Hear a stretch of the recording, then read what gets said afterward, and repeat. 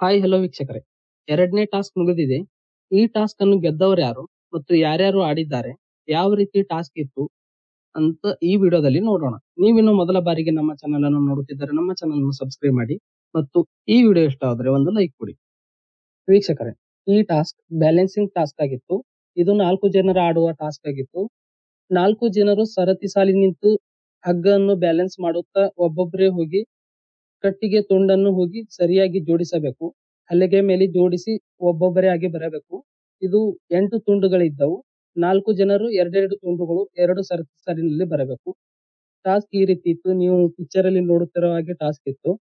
ವೀಕ್ಷಕರೇ, ಈ ಟಾಸ್ಕ್ ಅನ್ನು ಆಡಿದವರು ನಾಮಿನೇಟ್ ತಂಡದಿಂದ ಆಡಿದವರು ಜಾನ್ವಿ, ಧ್ರುವಂತ್, ರಘು, ಅಶ್ವಿನಿ ಈ 4 ಜನ ನಾಮಿನೇಟ್ ತಂಡದಿಂದ ಆಡಿದ್ದಾರೆ. ಇನ್ನು ಸೇಫ್ ಆಗಿರೋ ತಂಡದಿಂದ ಆಡಿದವರು ಗಿಲ್ಲಿ, ಸ್ಪಂದನ, ಕಾವ್ಯ, ಧನುಷ್ ಈ 4 ಜನ ಸೇಫ್ ತಂಡದಿಂದ ಆಡಿದ್ದಾರೆ.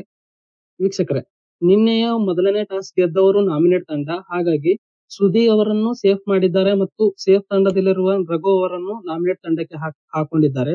ಹಾಗಾಗಿ ಎರಡನೇ ಟಾಸ್ಕ್ ರಘು ಅವರು ನಾಮಿನೇಟ್ ತಂಡದಿಂದ ಆಡಿದ್ದಾರೆ.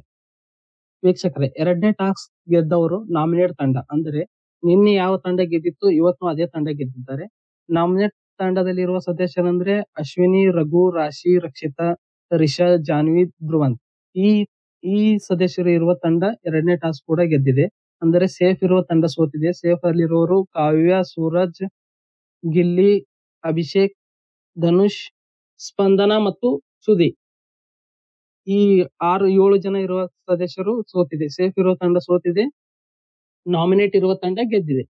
ಶಿಖರ್, ನಾನು ನೆಕ್ಸ್ಟ್ ವಿಡಿಯೋದಲ್ಲಿ ಎರಡನೇ ಟಾಸ್ಕ್ ಗೆದ್ದಿರುವ ನಾಮಿನೇಟ್ ತಂಡದಿಂದ ಒಮ್ಮತವಾಗಿ ಯಾರನ್ನು ಸೇಫ್ ಮಾಡಿದ್ದಾರೆ ಮತ್ತು ಯಾರನ್ನು ಸೇಫ್ ತಂಡದಿಂದ ಯಾರನ್ನು ನಾಮಿನೇಟ್ ಮಾಡಿದ್ದಾರೆ ಎಂದು ನಾನು ನೆಕ್ಸ್ಟ್ ವಿಡಿಯೋದಲ್ಲಿ ಹೇಳಿಕೊಡುತ್ತೇನೆ.